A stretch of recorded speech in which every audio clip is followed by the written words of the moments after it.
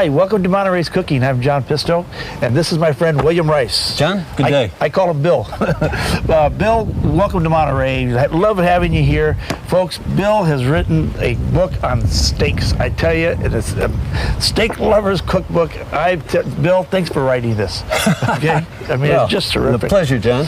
And you know, what's nice about the book, Bill, is that you go beyond steaks. You're talking about lesser cuts of meat, maybe cuts that most people aren't familiar with, which is when one comes to the whaling station, you know, you're going to eat the very best. You're eating what I call the uptown cuts, the most tender steaks, cooked very quickly. Really, it doesn't take long to cook a steak like that. But when you get to what I like to call the downtown cuts, the chuck, the round, the steaks, the flank steak, and so on, these things have got to be handled with care because they're a little tough, and you need to either marinate them or find a special way of cooking them. But the reward is fabulous flavor, and they have less fat and cholesterol, these cuts. Yes. Well, today we're going to play around with one of my favorites, and you don't see them very much around here. It's a southern cut called chicken fried steak. It's one of the greats. It's one of the greats. A nice big one with mashed potatoes. They were sitting there with that steak was tough as all outdoors, and they had to figure out a way to make it easier to eat. So they just took flour, the same thing they do with chicken, you know, flour, buttermilk, but they take the flour, and the trick is you keep pounding the steak, pounding the flour into the steak, and you cook it just the way you cook fried chicken. Wow, okay, this sounds good. We're going to go in the kitchen and we're going to cook it for you now. Okay, let's go, Bill.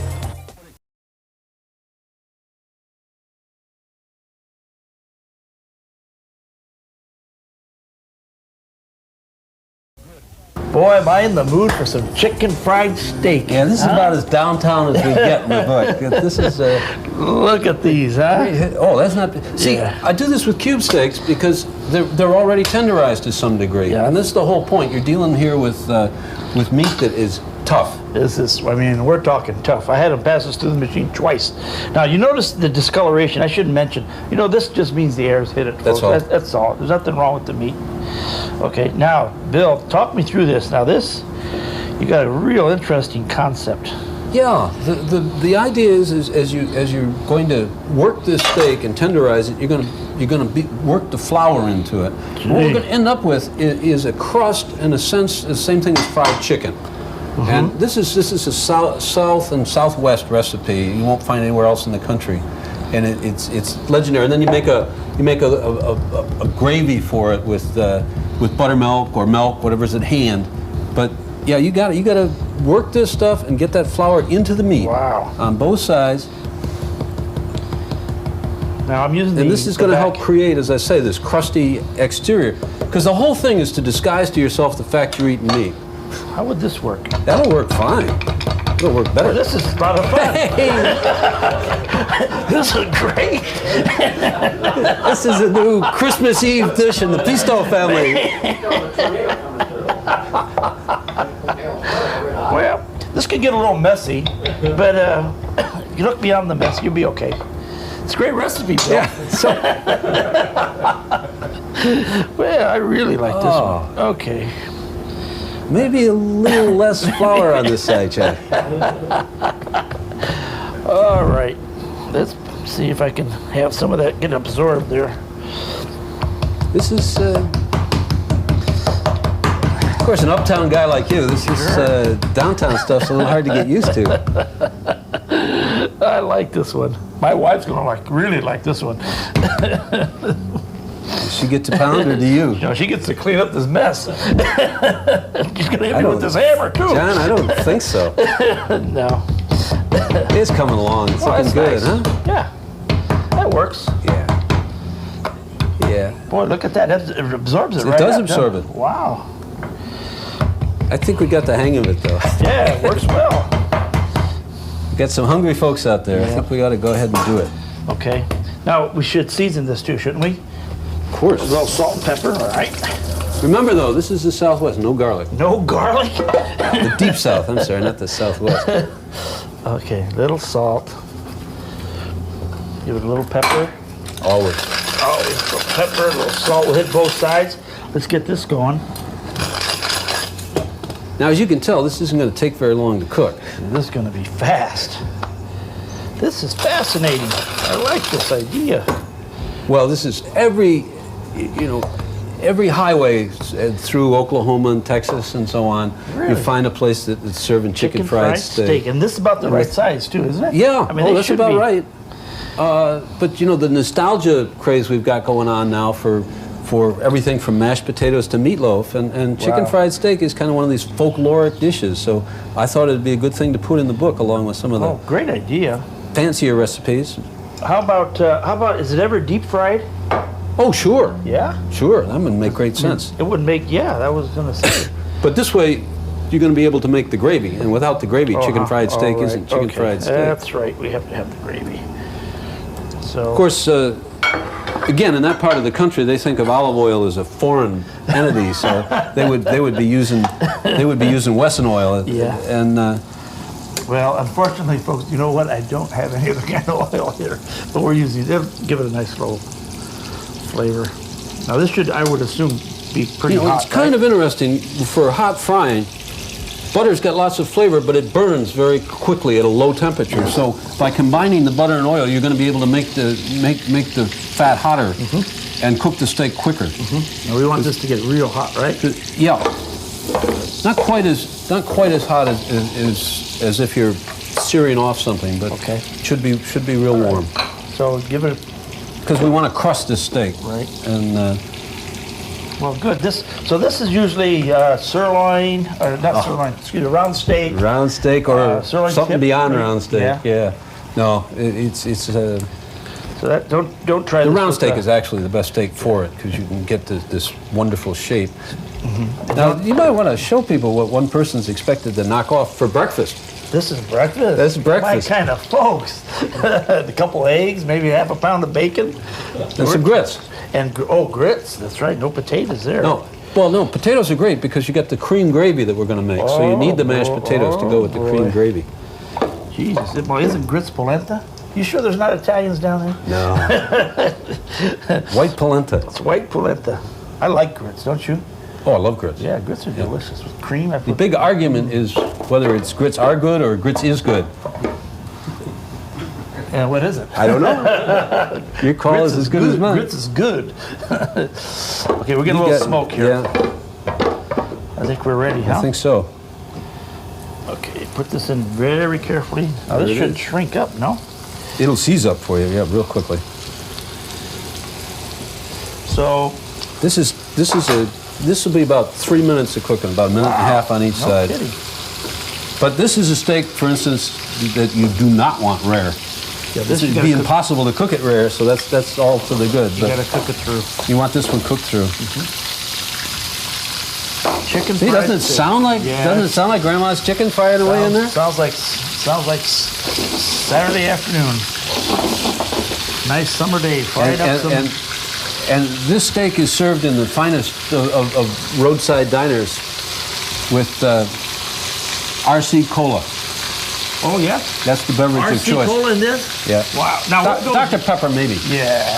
What goes good with these now? Vegetables? Oh, I told you. Some mashed potatoes. Maybe some okra. Okra. Well, gee, fancy thing. Folks, this is okra.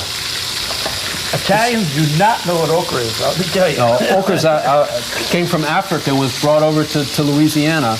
And it's very popular in the South, but most of the rest of the country doesn't know it real well. We have no idea what this is. I have no idea what to do. First time I cooked this, it was such a mess. Maybe you better explain. You've had it. Ooh, this is really frying. Yeah, it really is. Oh, that's great. Look at that. Nice and crusty. Wow. Great sound effects, John. Gee, we go over the falls here. I've heard of selling the sizzle. Okay, now the okra, first time real I quickly. cook these, I mean, if you don't know what you're doing, you better listen because it's very important to know how to cook. Okra gets used a lot in gumbo. That's probably where most people run into it. And it's very simple. It has this inside with all these seeds. And if you cook it wrong, it gets real kind of scummy and viscous.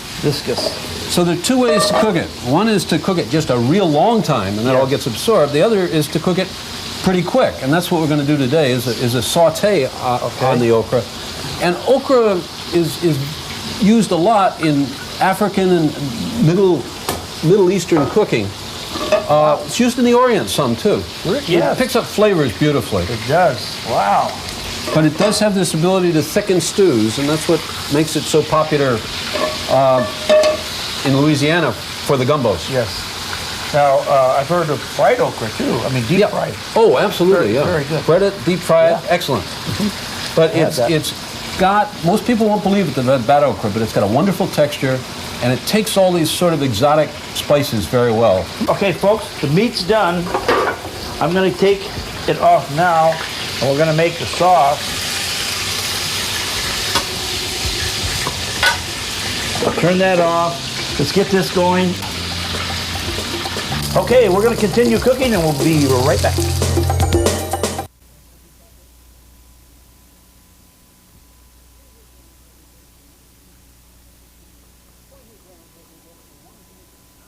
The point here, John, is what we want to do is not let this thing get overcooked. We want it to be kind of crisp. So you're going to just throw some onion in there. Okay. Toss it, stir fry. This would be great in a wok in this dish. Little salt. Little seasoning, and I think we got something a little exotic to throw in here. Maybe some cumin. Okay, I've got that right here. Put it in now. I'd wait just a second or two. All right. But I think as soon as the onions have started to soften. Gee, look, it browns up. See, it browns up. Isn't it pretty? Yeah, it does. But you want it to still have a little crunch at the end. Otherwise, as I say, that unpleasant mucus quality will come out. Folks, you're going to see this kind of vegetable at the whaling station. Yep, I'm fascinated with this. Yeah. See how pretty it is? Yeah, look, it browns up nice. Nice, vibrant green. But this is the thickener in okra. I mean, the thickener in gumbo. Yes. It's looking real good. This is what an action chef like you likes to do, right? I like that. Stir that stuff around. It's called movement. Put a little bit of southern oil there. Okay, look at that. Okra expensive? No, very inexpensive, and it's available year-round. That's good. Grown in warm weather, I would imagine, huh? Grown in warm weather. Yeah. Don't see much okra around these parts. I think you got it, John. I think hit it with your spice and you're done. Okay. So this just gets... Just a little spice to give that fresh... Just some spice. Never a little spice in your kitchen. Bill knows me, huh? You got it. That's it, huh? Just enough heat to bring out that flavor of the spice, and it's ready to serve. Okay, so that's ready. Now let's put that to a side. Yeah. Now we're gonna. Now we get our finish this work of art here. Okay, we need some onion. We got our steaks cooked. They're sitting there ready to go. Now we got our. What sets it apart from all of the steaks is this incredible sauce. I'll just this is I must admit that the onion and the tomato is kind of an uptown addition. That's a nice touch. Out there in the Great Plains, they don't bother with such things. You notice how I... No, John. No, John. Garlic by law cannot cross the border of Oklahoma. Is that right? Yeah, they got a prohibition against it. I'll be darned. You hear that, folks? We got to do something about that. Okay, we're going to do that and this. We got that nice red. Now we need a little roux. Okay, we'll put a little flour in there. About the same amount of flour as you've got fat. A couple of tablespoons of each if you're following the book recipe, but I'd rather follow John's. And now comes the surprise ingredient. Coffee. Buttermilk. Oh, buttermilk. Yeah, you use coffee to glaze a pan after you cook ham to make red-eye gravy. Okay, red-eye gravy. That's another buttermilk gravy. Classic. Okay, here's buttermilk. Stir it up. About a cup's worth. Let that flour cook just a little bit. Yeah, you want the flour to cook a couple of minutes to take that floury taste off it. Buttermilk's going to taste very good.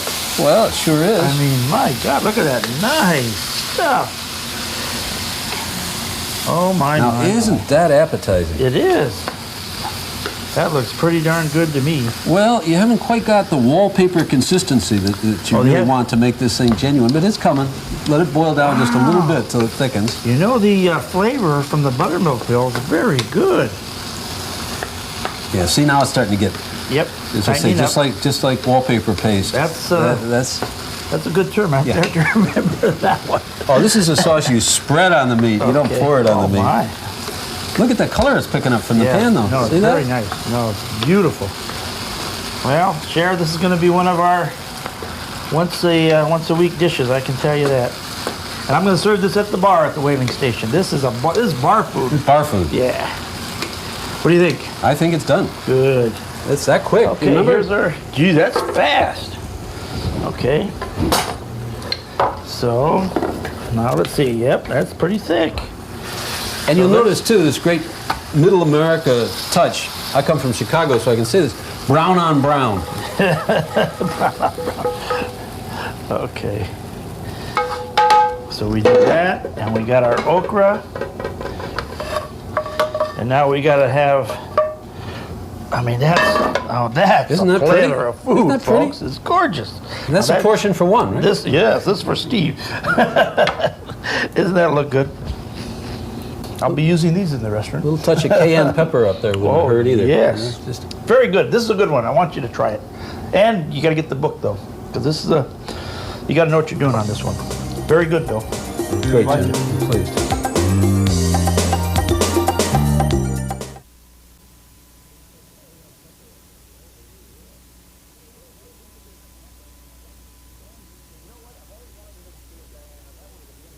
You know what? I've always wanted to make steak Diana. That was a very, very, very popular dish. Back in all those wonderful movies, the supper clubs, William Powell, Myrna Loy, the maitre d' comes up to the table and cooks this thing in 3 minutes. Oh, man. Let's see if you can do it, Jack. Okay, you ready? Here we go. Here we go, Hot pan. The steak's cut real thin, only about a ½ inch thick. Yes. And I call this steak Diana because the original steak Diana, when I found the recipe, had so much Worcestershire sauce in it, it was really unpleasant. So I've kind of reinterpreted it. Well, and I'll talk you through it and see if you can make this landing in 3 minutes. We'll do this fast. Well, usually you have the maitre d', very suave. Well, it's not like you, John. Like myself. Yeah. And he's flipping that over. Maybe not that fast. No, that's looking good. About a minute aside is all you need to cook this to rare. This is rare. The real key to this is the sauce. You cook the steak, and you do want it to stay somewhat rare. It goes off to a platter. Well, you know when they're or a plate. When they start flaming, they love to. Oh yeah. Part of the we're show. Gonna do a little flaming here. Yes. Okay. That's it. It's ready. Okay. Here it comes. Out it goes. Okay. It goes off to the side. Okay. Now we're gonna put a little cognac in. Okay. Watch out. You always want to stand back when you do this. When you do this. Whoa. Here we go, folks. There it is. Yep, it's all right. Now that's when the heroes. Yes. That's when the villain's coat caught on fire and Fred Astaire gets to slip in and talk to the. Want to get the hose? Oh, that's enough. Get the hose. Everything's okay, but get the hose. John, you're having too much fun with that. Okay. Pyromaniac. Now this. Now we're going to put in a little broth. Little meat broth here. We're going to make the sauce. This will pick up the meat bits from the bottom of the pan. And boil it down. Keep it working. Okay, here we go. Now we're back. Okay, where's my spoon? Wooden spoon. Okay, let's go. Get it down there. Got some garlic in there. You like garlic? Yes, sir. This is a little bit of garlic, though. You're a suave maitre d'. Okay. No garlic breath. All right. Okay, as that starts to soften, we want some Worcestershire. Here it is. Small amounts. Yep. Small amounts. Okay, there's a little Worcestershire. Mustard. Little mustard. Small amount. Perfect. Okay. And a little tomato paste. That'll help thicken it. How's that? That's called a squirt. Put it together and boil it down. And that's it. I'll be darned. Well, not quite. Not quite. Not quite. Okay, this is fascinating. Steak Diane. Really a big timer, huh? See, and it's going to cook down and get nice and brown. Look at those brown bits coming up. The color you're getting there. Yep. Now, wow. Now, of course, this is where Cesar Romero would kiss the girl's hand or something like that while he's stirring the stuff. But here it comes down, and now I think you want to put in about 1/3 cup of cream. Okay. No cholesterol in those days. Well, they were. Look at that. Beautiful. Nice? Yes, gorgeous. All you want to do is bring it together, get this cream heated through, get the right consistency, and you're done. That's I amazing. think it's ready to That's amazing. put on your arrange it steaks right nice, now. And we're gonna Just pour it right over. look at this. Wow, look at that. That is just incredible. And with a fine Look at this. Monterey Pinot Noir, Oh, yes. it would be a triumph. That would be terrific. Well, Supper clubs are coming back, John. yes, they are. Thank God. Isn't that pretty? Here it is. But this is a good one. I'm glad I've never made it. I always wanted to know what the steak Diane was. Now I know. Thanks, Bill. Pleasure, John. Okay.